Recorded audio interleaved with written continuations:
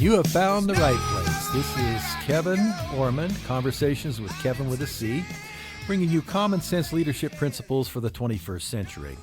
Now, today is that we're actually doing this show. They're taping this show ahead a little bit.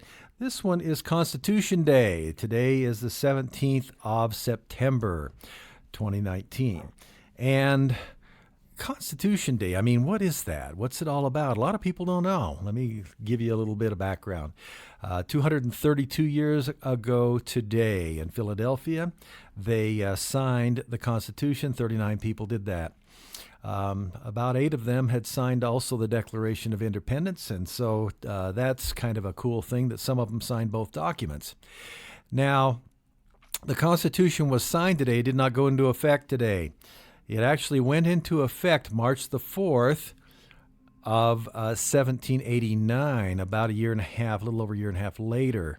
And that's when it actually went into effect, because they had to ratify it first, and then it actually went into effect. George Washington was sworn as the first president a little later than that, on April the 30th of 1789. And so they had to get the Constitution ratified. They had to then get it in play and get it actually operable. And then they had to have an election. And of course, George Washington was our first president. So that's what today is. Today is the commemoration of that. Now, the Constitution is something that I know a little bit about. My most recent book that has just come out is called The Constitution of a Great Leader: Leadership Principles for the 21st Century. This one is available on Amazon. You can also get it at kevinormond.com and some other places as well. But this one is, so I know a little bit about the Constitution because I analyzed it from a leadership perspective instead of legal and historical perspectives like everybody else has always done. I took a look and I said, hey, why didn't they analyze it from this? Maybe somebody should, so I did. So I took and analyzed it from a leadership perspective because that's my area of expertise, is leadership and leadership principles. Now, just understand that this Constitution is the model for all other existing constitutions. It is the longest running, or the oldest in operation, constitution in the world at this point.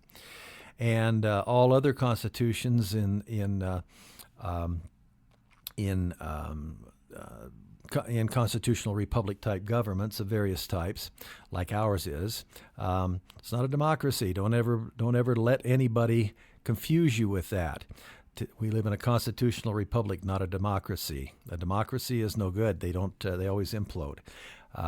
That's 2 wolves and a lamb deciding what's for dinner. That's what a democracy is. That's not good. So anyway, certainly not if you're the lamb. So we live in a constitutional republic, and that's what was actually set up by the Constitution. And so that's the first thing to understand. The second thing to understand is all the other principles there. And we'll talk more about that in other shows. But I want you to understand that the leadership principles that I talked about here have been working for 230 years and change, and so there's a reason for that, and that's because they're based in truth. Truth is timeless. It doesn't matter. It's going to be the same yesterday, same today, same tomorrow. And so that's what we're always talking about. We're talking about leadership. What I'm talking about is 2 types of leadership. There is so-called leadership, where people are doing things based upon opinion, and then there's true leadership based on true leadership principles. And those things are always work. They always have, they always will. And that's what we're looking to do, because we want to become better leaders. And that, of course, is the point of this. Now, there's a lot of aspects to leadership, and you can lead in a whole lot of different arenas. Now, today I've got a special guest. And his name is Ravi Patel, and he is a real estate expert. And I'm telling you, leadership is critical in real estate as much as it is in anywhere else. So let's bring Ravi on. So are you there, Ravi? Yep, I'm right here. Okay, perfect. So Ravi, thanks for joining us today. I appreciate you coming. Yeah, thank you for having me as well. Excited to have this talk. Okay, so tell us a little bit, tell the listeners and everybody a little bit about your background, and so that we kind of get to know you a little bit better. Sure, definitely. So as you introduced, Ravi Patel, I am a real estate investor and a coach/consultant where I work with a lot of aspiring individuals to help them create the same passive income strategies that I've created.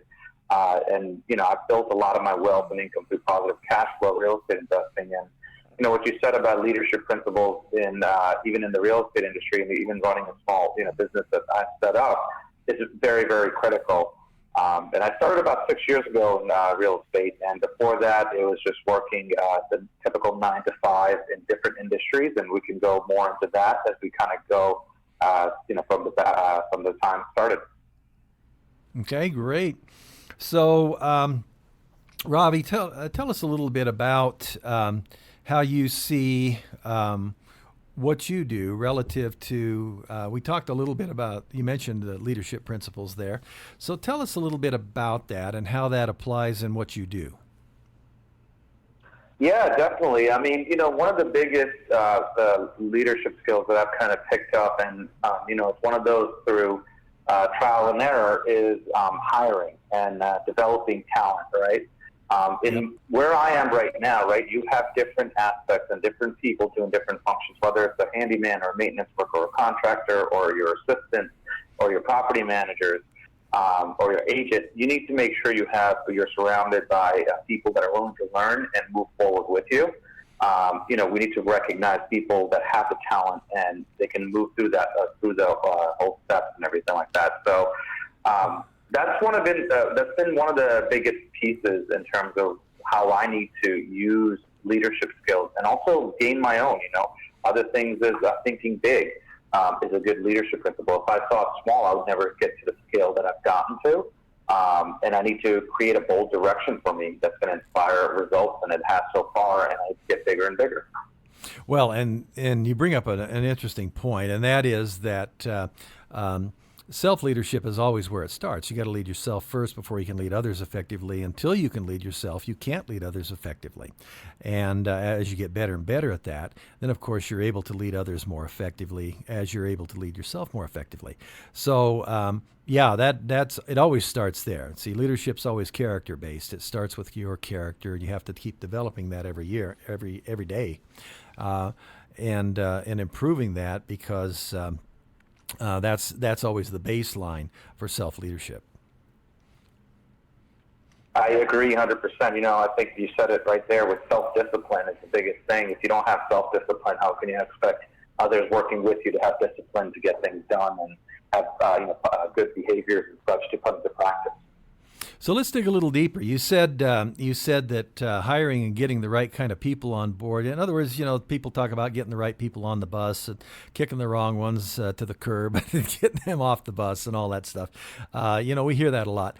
But how do you, what are some of the real tips and tricks that you have learned in terms of finding those people that really want to go with you, that you would like to bring on board? Yeah, I think it all comes around to finding not just talent that has experience. A lot of people are like, I need to go hire because this person has 5 years of experience in real estate property management or anything like that. It's more around finding the talent of people who can really be more like you and taking ownership. At least that's the way I like to put it, is someone you can kind of depend on, build that trust over. I don't feel you should expect everyone to just have, the experience of running everything from day one, but if they're willing to grow and learn from it and, day 60 or day 90, be able to take over and do the right thing. I think the other piece is anyone you hire, they should be they should have the ability to become a great leader themselves. So are they good at listening as they are at communicating, kind of thing? How do they kind of lead, or how do they provide examples of leadership? Are they just authoritative, which is not a practice that I like, or are they using influence to kind of get help people and get out there and such? Well, yeah, I mean, you bring up a valid point. First of all, authoritative is not leadership. That's management. You manage things. You don't manage people. You got to lead people. Yeah. And what happens with authoritative approaches is that The good people, they bail. They go somewhere else. The ones you wish would leave are the ones you're stuck with. That's what authoritative, they used to call it type A, that kind of thing. That's what that leaves you with. It's no good. There's no trust. There's no initiative. It squelches all those things, and so that's so key. That's so key. What you just said. Yeah, and they take initiative. I think that's the biggest thing. They don't wait around for you to kind of tell them what to do, and they're on a mission, the same mission that they bought into you. I mean, they're working here not just because they get a paycheck, and a lot of people do that. They'll just do the bare minimum. But I like to hire a team that's going to take it to the next level without me having to tell them what the next level is, because I know they're taking on their own challenges. Well, yeah, and we hear that as a kind of a buzzword, take it to the next level. A lot of times that isn't defined clearly enough. How would you define taking it to the next level? I think one is they ask questions, right? Because they're interested in where this company is going, right? They're going to ask a lot of questions, even if they're not in the manager positions or anything like that. They want to make sure that right decisions are made, that they're aligned with it. If you take a bunch of arrows, let's say you have 10 people on your team, you got to make sure everyone's following in the same general, pointed to the same general direction, whether it's, east or west or north or south. Some people might be a little bit more northeast and southeast, and that's fine, but you're not going to have everyone perfectly aligned, but as close as you can. The other piece is they develop new skills, right? They want to go learn something new, maybe another aspect of your organization. They read up on industry news so that they can kind of take the initiative as in, hey, we're thinking about doing investments in this city versus that city, and then they come up with ideas and such of why. And then they help their colleagues when they can, right? They'll kind of just say, hey, I have experience with this, I can help you with this. Or they might just give their opinion and they don't bring the negativity to work. Boy, and that's so true. Here's the deal. Of course, negativity is a virus. I mean, it just spreads, and the good news is so does positivity. So does the excitement and the energy. So they both can spread. The idea is, which would you rather have? And so. And so that's really a key element as well. And the next idea is what do you do for your clients? Yeah, so I'll define clients as people I work with to kind of advise in if they want to get to that passive income also stream as well, because everyone knows the greatest amount of wealth was created in real estate in the history of the United States, probably the history of the world. So a lot of working with clients is understanding where they are and also understanding where they are in their personal finance journey, but also where they are in terms of their self. Are they ready to take on a new challenge and take a step up and kind of take ownership positions, or are they still a little bit too passive that they need to define their own leadership strategies and skills and see what they need to really hit on? Yeah, and certainly their the idea of their goals. I mean, how do you help them to sharpen those goals and get them in clear focus? I like to think of, goals are very, very important. And then a lot of people will just say, let's say, for instance, I want to lose weight. That's not really a goal, right? It's like, how much do you want to lose? When do you want to lose it? And when they can create concrete goals, we can reverse engineer everything from there, right? Yeah. Then you can add on, not everyone won't have every leadership skill, but it's like, okay, we know where you want to get to. Here's where you lack. Here's your roadmap. How do you create that personal roadmap is the biggest way. And I think there's, in my opinion, 3 types of goals. There's the having. What do you want in life? What do you have? Like, if you want a big house, you want a small house. How do you want to feel mentally, being, right? Do you want to be relaxed? Do you want to feel successful or something like that? And then last is wanting. What do you want in a way? So I think those are the 3 more important pieces. If they can define it, they can start working and creating their personal roadmap. I heard 2. I heard having and wanting. What was the third? Being. their state of mind. Being, got it. Okay, great, thank you. Because we are called human beings, not human havings and human doings and human wantings. There's a reason that we're called human beings, right? Yep. So that's always a key. That's always key. Go ahead. No. I was gonna agree. It's like having is more of your physical or feelings, and then being is more like the other qualities you want, not just mental qualities, but maybe it's meditation or something like that. And then doing the wanting piece is kind of like, what are your bucket list items in life? And if you could define those, I think that's when you can then see what you lack and where you need to get to, what you need to kind of work on. Yeah. From where you are to where you want to be and all that good stuff. That is always a key element. I find that one of the most critical things is an honest assessment of where I am. In my case, that's 90% of the battle, is really understanding what the problem is, where I am, and then once I understand that, then I can determine where I want to go. And so for me, it's always been the key element is trying to really figure out where I am or what the problem really is, and really define that really clearly. Once I've got that defined, then a lot of the rest of the pieces just kind of naturally fall into place. At least that's kind of my experience. How's that worked for you? Yeah, I agree with you 100%. I think, once you've kind of defined it, it's a lot easier to get to it. Yeah, I don't think there's any question about that. So we're going to go ahead and go to a break at this point, Ravi, and we'll come back with Ravi Patel after the break. Hello, my friends. This is Brad Neufeld, host of the Five Kingdoms radio show right here on the Tribe of Kings Information Network. Be sure and tune in weekly to hear the latest and greatest on the Tribe of Kings, and also to learn all those things that you need to do to be the best that you can be.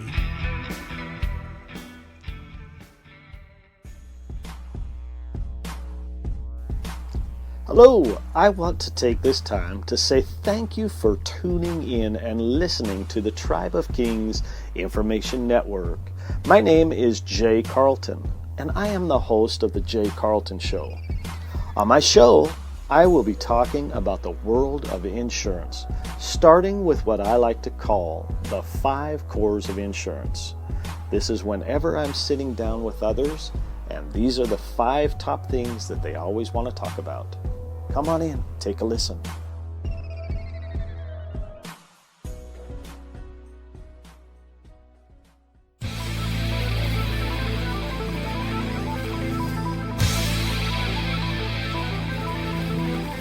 Hello everyone, my name is Jay Walter, host of Rebuilding, a radio show right here on the Tribe of Kings Information Network. Be sure to tune in weekly to hear more about the Tribe of Kings and to learn how to overcome fear and rebuild your life every day as you become the man you want to be.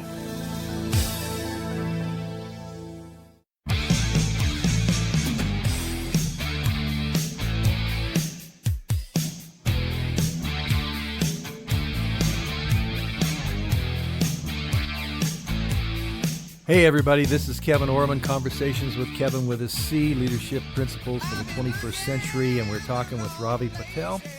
And Ravi, of course, is a real estate investor, and he helps others do the same thing. And we've been talking about how leadership keys into this, because this is such a critical element. So, Ravi, during the break, we were talking a little bit about how it evolves. And so as a business grows and changes, and as our organization grows and changes, and I'm going to add to that as your life progresses, because things change from the time when you're single to the time you have children to the time you have grandchildren and so on. There is a process that we go through, and the needs change, and the goals change, and the desires change. So. And the process has changed somewhat too. So, Ravi, let's go ahead and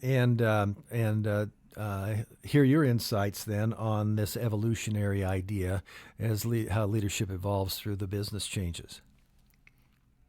Yeah, I think one of the biggest things, when you're early and when you're starting a business, the leadership, I think, is all around kind of showing you and your team that you can kind of get things done and hustling and everything like that. A lot of the more mature leadership skills, such as, like seeking criticism or thinking long-term or, kind of are a little bit less, let's say, less prioritized. And it's more about seizing opportunities and not waiting around for things to happen. And so that's where I think the hustle type of mentality kind of comes in. A lot of young leaders who start their businesses aren't in the position to be given everything on a silver platter. They have to take those opportunities, mature those opportunities, grow them, and then afterwards, some of the other leadership skills that can be they can kind of activate to kind of take it to the next level. Well, yeah, because at some point you've got to, the business is going to grow beyond your capacity. You see, I talk often about things as a three-legged stool. There was a time when I milked cows, and when you're sitting on a three-legged stool, it's stable. It ain't going nowhere. But if your stool's only got two legs, it's kind of rickety, and you've got to worry about that.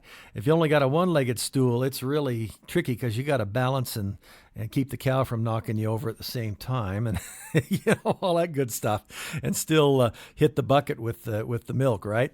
So it's a challenge, and the three-legged is, of course, much, much more stable. Well, our lives are like that. Our businesses are like that. The three legs are the technical leg. This is what you do. Everybody can tell you what their technical leg is. I do real estate. I do leadership. I speak. I write books. I have a publishing company. I'm a housewife. I'm a plumber. Whatever it is, everybody can tell you what their technical leg is. That's very rarely the problem. Usually, most people that are in an organization or in a business are very quickly up to speed with the technical leg, and that's never much of a problem. The next leg is the management leg. This is where you start to gain some leverage with systems. Management's all about systems. Again, we're managing things, not people. So I'm managing time. I'm managing my financial systems. I'm managing whatever. These kinds of things, other resources. And as we do that and get those systems in place, then we can grow the business beyond ourselves a little bit, because the problem you have is if you only have a technical leg, and this is the problem a lot of small businesses have, is they have this big honking technical leg and stubs or even non-existent management and leadership legs. So what goes on is they can't grow beyond themselves because there's only 168 hours in the week. You got to sleep some of them, and so you're done. I mean, that's all you can do. And when you start adding systems in there, it gains you some leverage, and so now you can grow beyond yourself. Now, if you really want to grow, you add that leadership leg in, and that leadership leg allows unlimited growth. You can just essentially scale it and scale it and scale it, as long as you keep those three legs in balance.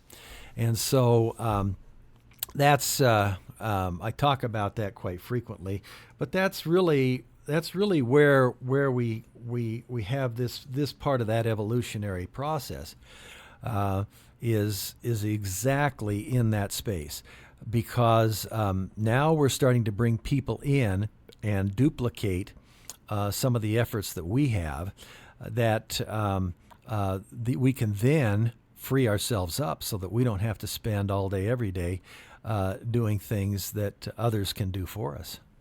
So how does that tie in with what you've seen? I think it's exactly what you said. It's different pieces that kind of you add on to it. And what you said about management and delegation, that's so important, because if you could manage the process, a lot of other team members can follow it. And, it's not telling people what to do, but kind of having a laid out system so they know what to, they know how to get there and such like that.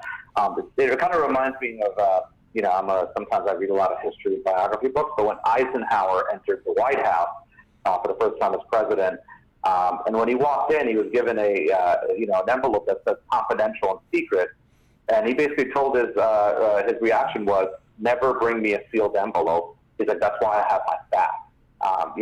kind of just shows it's like your job is a little bit higher level now, and let the more the tactical pieces be done by your team as the company grows. But in the beginning, you are the project manager, you are the owner, you are the the salesperson and everything. But then eventually, you're going to have people that specialize in that. Well, that's right, and that is so accurate. I mean, in the case of Eisenhower, he's talking about, hey, look, I've got people to handle this kind of thing. I don't have time to, I mean, you think, okay, what's the time it take to do a sealed envelope? Well, first of all, it may not even be in there something that he really needs to take care of.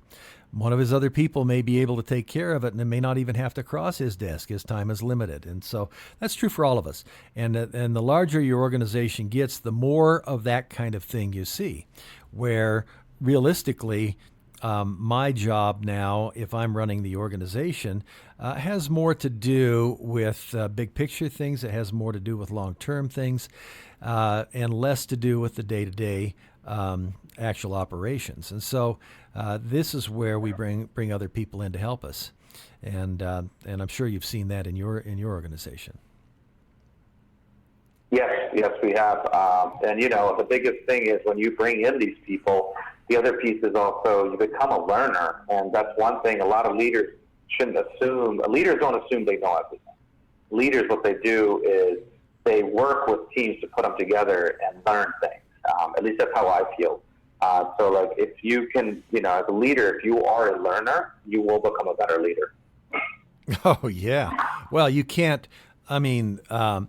things change and situations change. And the reality is that Napoleon Hill talked about the mastermind principle. I mean, this Think and Grow Rich was written in 1937.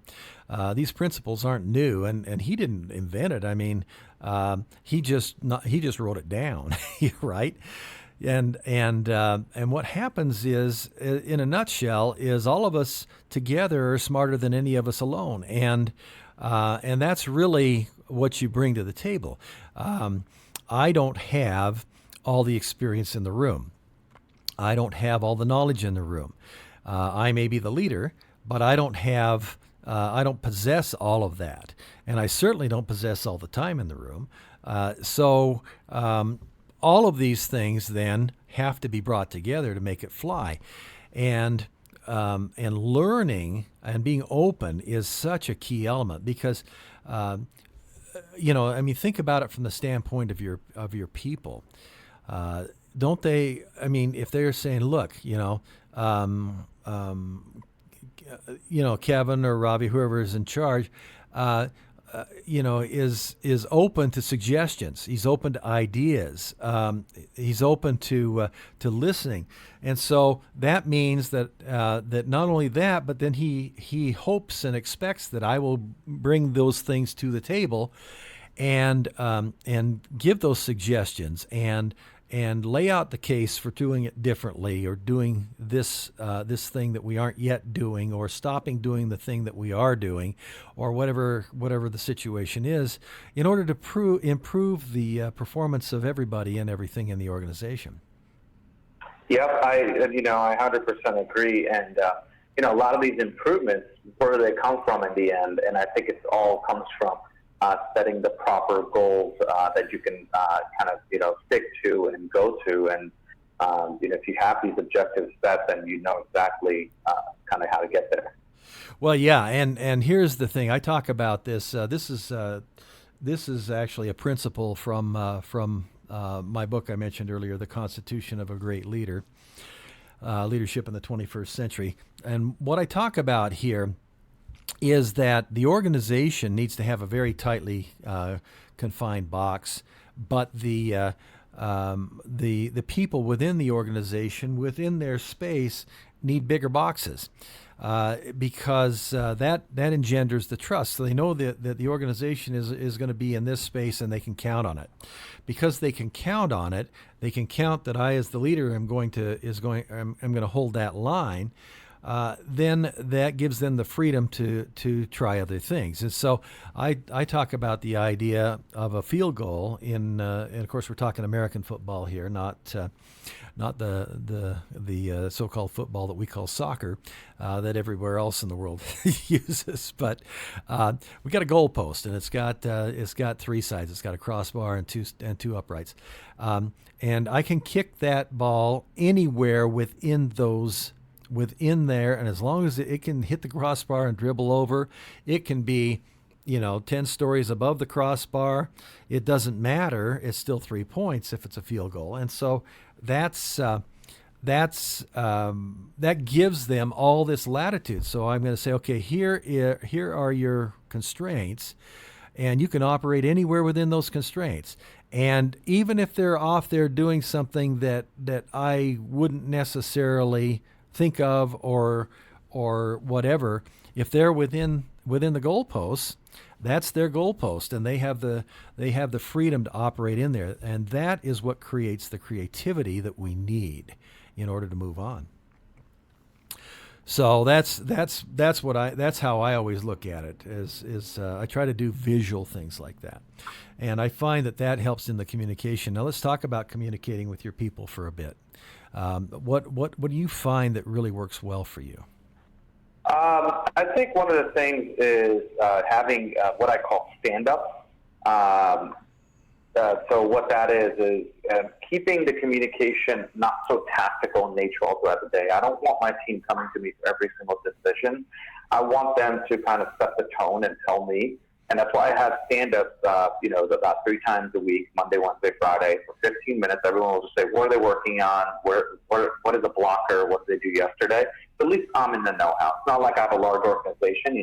My team is still in the single digits. We're about 7 people. But as we kind of grow, it also allows us to keep each other keep the ownership to oneself, but also keep each other in the loop. So if there's something that's overlapping with someone else, at least we know it in those stand-ups.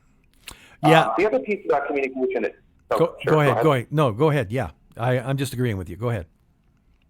Yeah, and the other piece about communication is kind of to create more of a receptive atmosphere, but also kind of creating a way where people can take their own ownership and make their own decisions. Like in the beginning when you're onboarding someone, that's not going to happen. But if you empower people, one, they'll stay longer, I think. They'll enjoy their jobs more, and they'll be more, passionate or at least engaged, I would say, or motivated. Yeah, absolutely, and I don't think there's any question about that, because by nature we're creative. We want to be creative. We need to be freed up to be creative, and as a leader, of course, you're setting that tone for your organization. That's part of the leader's job, is to set that culture, that tone, and there's no question that becomes then, if that's done correctly, that becomes an enabling and an empowering thing for all of the workers, all of the people on the team.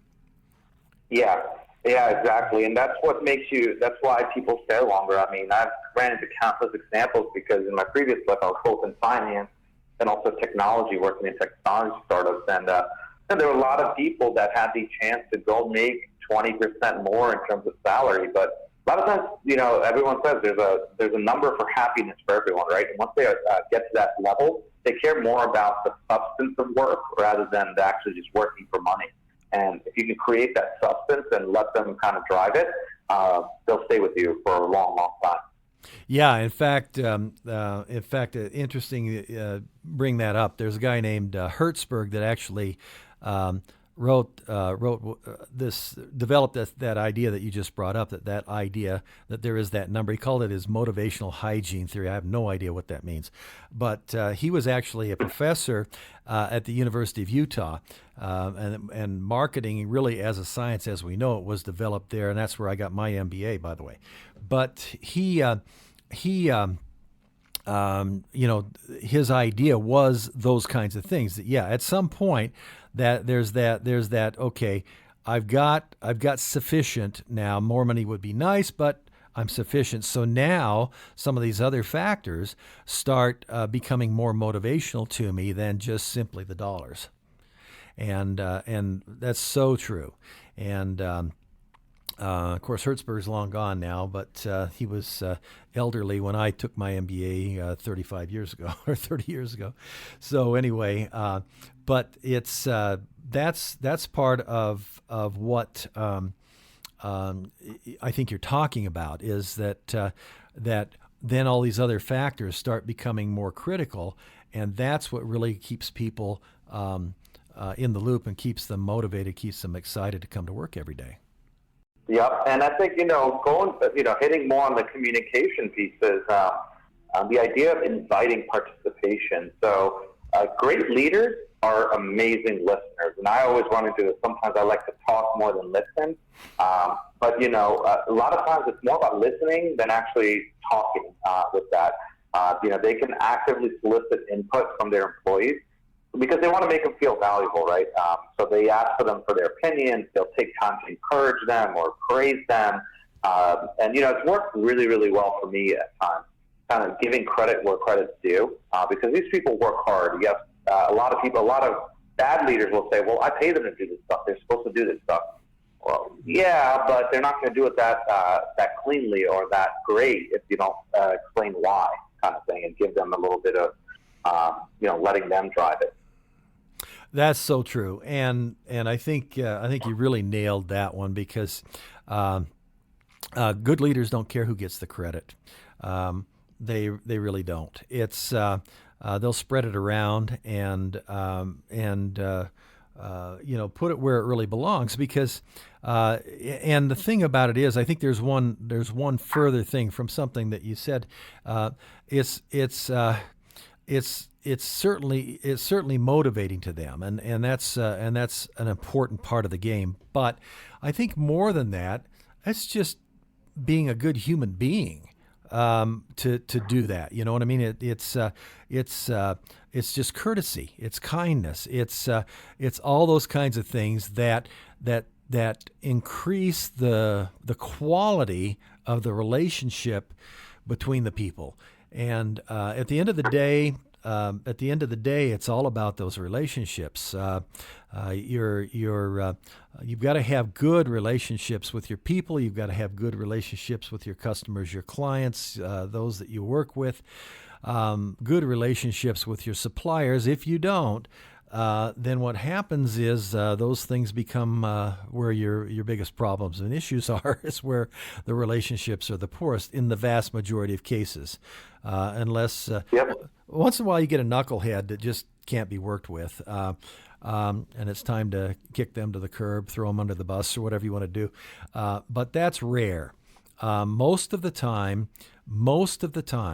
it's it really the relationship can be repaired, and when that happens, and the relationship is enhanced, then the performance is better. Your clients will stick with you. Your employees will stick with you. Your suppliers will give you better terms, or whatever it is that you need at the moment, because the relationship's good. They know they can trust you. They know that you say what you can do. A good friend of mine is named Jason Hewlett. He's a phenomenal entertainer and speaker, and he talks about the promise, and making the promise, and then keeping the promise, and that's so key in what we do, don't you think? I agree, but at the same time, I want to kind of throw a different viewpoint at you, and curious to get your views on it, as I've dealt with this many times, and I still deal with it. When you're in real estate, you do rely on a lot of third parties. Mainly, if you're, rehabbing a house, let's say, right? Mm-hmm. You have to deal with contractors. A lot of times, I've ran into contractors who aren't the greatest of leaders. They're more just doers in a way. Right. And sometimes it's very difficult to deal with them. Like, you can't be completely positive with them, or, you can't really always deliver praise, and your team has to work with that kind of stuff. Yep. What is your viewpoint in having people work with other third-party vendors who don't come from a great leadership type of, let's say, organization, and they become a little bit difficult for your team to work on, because a lot of times, sometimes my contractors won't even show up and stuff, and no amount of relationship building kind of changes that unless you just go pay an exorbitant amount to someone else who'll just show up and get the work done and get out. Yeah, right. Well, and that's you're right. We struggle with that. We always struggle with that, I think. You've got to, that industry is notorious because it is so cyclical. What ends up happening is that when things are booming, like they certainly are here at this point, we've got the strongest economy in the country here in Salt Lake, and not enough housing. It's just, it's just crazy. They're just building everything else. So what happens is that every fly-by-night knucklehead can come in and make money selling real estate, or they can make money as a contractor, or they can make money as whatever else. Then when the cycle turns and things slow down, those are the people that go out of business first. And you have these problems with them. The real element is developing long-term relationships with the people that you can rely upon, so it doesn't happen quickly. It takes years, because these cycles don't happen day by day. They happen over time periods of typically a few years, and so. That's one of the issues that I've seen that works. But what I do find is that those people that really have the staying power are the ones that do what I'm suggesting, and in the meantime, you do the best you can with what you've got to work with. But yeah, it's always an issue. People are people, and like I say, some people. Just are not willing to pay the price, and that's just part of the deal. So, to the extent possible, I try to do two things. In that, I try to find some other alternative if I can, and then I make sure that I don't lie and give them good references when they don't deserve it, and I think that's part of the thing, because I'm not doing anybody any favors if I do that. And too often people are unwilling to say, hey, look, this guy just did not cut it for me. And so I had a contractor that I worked with in my publishing company. I deal with contractors all over the world. And I had one guy that I worked with, and he claimed that he could do this, and his samples looked good and stuff like that, but he just did not have what it took. And when it came right down to it, I ended up having to let him go, and I did not give him a good review. I gave him an honest review, and that's just how it was. I got my money back and gave him an honest review, and then I had to take. Now I've had to slip my schedule, of course, and then I had to go and find somebody else, and so. That was fairly recently that I had to deal with that. It happens, okay, and when it happens, you've just got to have the ability to just say, okay, this is the way it is. I got to deal with it. But at the end of the day, two things happen. First of all, that review now is sitting there. And hopefully it'll save somebody else some pain. The other thing that it might do is motivate this guy to get his act together. So there's that possibility too. So I might have actually done him a favor too. I know in my experience, there have been times when I've been fired from a job, and those people did me the biggest favor that they could have ever done me by canning me. They truly did, because number one, I learned not to work with people like that anymore, and number two, if there was some truth to what they were saying, I learned where I had to fix things and had to improve my skill set or whatever else it was. So that's kind of a long answer, but that's kind of what I see. I hope that kind of drills into what you were looking for. Yeah, definitely. I think it's one of those things where this is where the biggest leadership skill when you're working with people that aren't fun to work with, and sometimes you have to deal with it, is helping your a leader makes things better, right, for your team. Yep. So how do you make it more positive? How do you make it more better? How do you teach them to kind of deal with these obstacles? Because everything's not going to be always pretty. And when you're prepared for some of the setbacks, it kind of does help. And in this industry, as you said, contractors are notorious for not showing up, taking a deposit. It's like, how do I teach my team not to be so upset or down about that and kind of just shrug it off, take a walk and shrug it off and let's start again kind of thing?